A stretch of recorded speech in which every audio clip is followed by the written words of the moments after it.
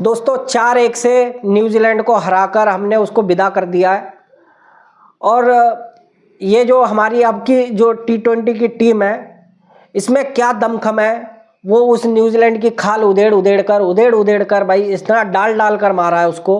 क्या आप समझ सकते हो कि इस टीम के अंदर क्या दमखम है?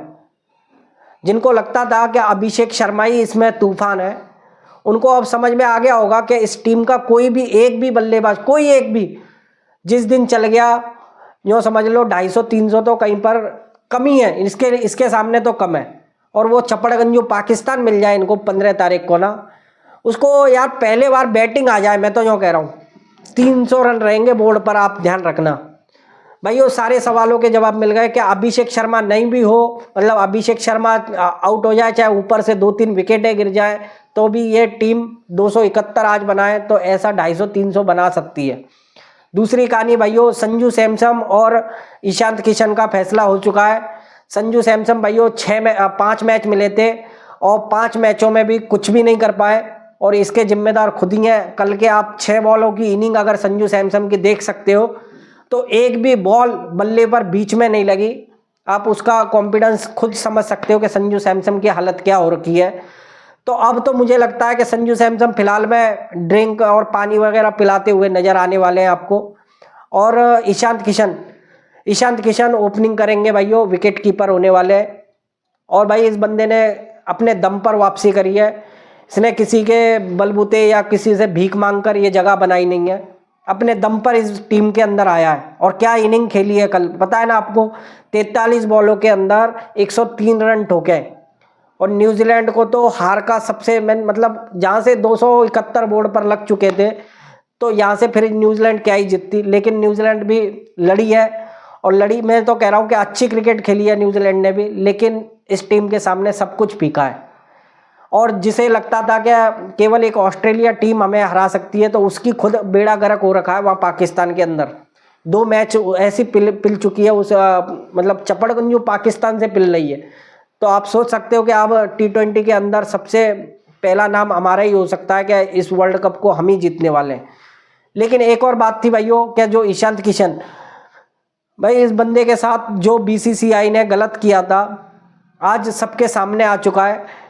क्या जैसे इसने तो रेस्ट मांगा था, लेकिन उन्होंने इसको पूरी तरीके से टीम से हटा दिया था। इसके बाद भी डोमेस्टिक खेलता गया, लगातार प्रदर्शन करता रहा, और अपने दम पर इसने अपनी परफॉर्मेंस से साबित करके दिखाया है कि इसके अंदर बहुत सारी क्रिकेट बची हुई है, और अब ये इस टीम का मतलब अहम हिस्सा होगा।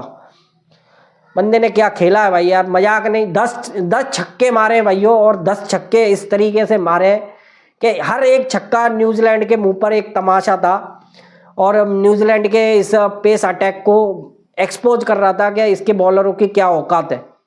भले ही ये हमसे टेस्ट में या वनडे की सीरीज जीत ली हो इसने, लेकिन इसकी असली औकात तो इस T20 वाली टीम ने दिखाई है। खाल उधेड़ के रख दी है न्यूजीलैंड की। और अगर वो एक मैच भी आप, जो शुभम दुबे उसमें रन आउट हो गए थे, मतलब चौथा वाला मैच, अगर उस मैच को भी आप ले लो, अगर शुभम दुबे शायद वहाँ आउट ना होते, तो शायद हो सकता था कि 5-0 से पूरी तरीके से न्यूजीलैंड बाहर हो जाती। पर भाई अब इस तूफान को रोकने वाली कोई टीम है? आप सोच कर देखो, ऑस्ट्रेलिया की तो वहाँ पर ऐसी हालत हो रखी है। दूसरी तरफ वो चपड़गंजू पाकिस्तान कह रहा है कि हम अब स्पिन अटैक लाएंगे, और वहाँ पर श्रीलंका में, पहली बात तो मैं बता दूं आपको, ये चपड़गंजू पाकिस्तान अब तक भागने की कोशिश में था। अब तक इसने यहाँ इस न्यूजीलैंड की ठुकाई देखता था, वहाँ पर ये अपने पिछवाड़ों पर लात मारकर खुद ही कहते होंगे क्या यहाँ से बाइकआउट कर ले, बाइकआउट। इन्होंने कंगलों का हाथ पकड़कर भागने की बहुत कोशिश करी है, और ICC की वार्निंग के बाद में, यानी कि जय शाह ने जो आंख दिखाई है, बता दिया था कि भाई इसके बाद में तुम्हारा क्रिकेट करियर खत्म हो जाएगा। अब ये खेलने को तो तैयार हो गए, लेकिन इन्हें अब कॉन्फिडेंस भी मिलता जा रहा है। कॉन्फिडेंस इसलिए कि ऑस्ट्रेलिया जैसी टीम वहाँ पर जाकर हार रही है, तो इन्हें लग रहा है कि हम इस स्पिन अटैक को यहाँ ले आएंगे। मैं यूँ कहता हूँ कि बस मेहरबानी कर लियो, ये बाइकआउट करना मत, भिखारियों। आ जाना बस वहाँ तक, फ्लाइट पकड़कर वह श्रीलंका में पहुँच जाना। पहले बैटिंग मिल गई तो 300 350 भी तुम्हें लग सकते हैं, कोई बात नहीं है भाइयों। इतने झिके पड़े हुए हैं हमारे ये बल्लेबाज। और रही बात अगर हमारी सेकंड बैटिंग आती है तो फिर आप यूँ समझ लेना कि 10 ओवर या 7-8 ओवरों में खेल ख़त्म कर देंगी। ये टीम ऐसी टीम है। तो आ जाना बस वहाँ तक पहुँच जाना। बस भाइयों यही सारी खबर थी भाई, क्योंकि इस टीम का ऊपर से नीचे तक कोई भी एक चल जाए, हार्दिक पांड्या ले लो चाहे शुभम दुबे ले लो, जहाँ पर भी जो भी आ रहा है भाइयों, जिस तरीके से खेलता है यार, क्या मतलब 160 कह लो क्या कह लो आप, 200-250 की स्ट्राइक रेट से कूटता है हर एक। अब इसके सामने कोई करेगा तो करेगा क्या, मतलब एक आउट होके जाता है तो दूसरा आता है, दूसरा आता है तो तीसरा आता है। सूर्य कुमार यादव फॉर्म में आ गए, नीचे हार्दिक पांड्या है, शुभम दुबे है, किस किस को रोक लोगे, अक्षर पटेल इस टीम में। तो भैया जिसके भी हाथ में जो भी पड़ेगा वो फिर यूँ समझ लो मतलब इस तरीके से धुलाई हो रही है कि ईंट अद्दा जो कुछ हाथ में आया उससे ठोक दिया, और यही खाल उधेड़ी गई है न्यूजीलैंड की। उसको तो भाई उसकी औकात पता पड़ गई होगी।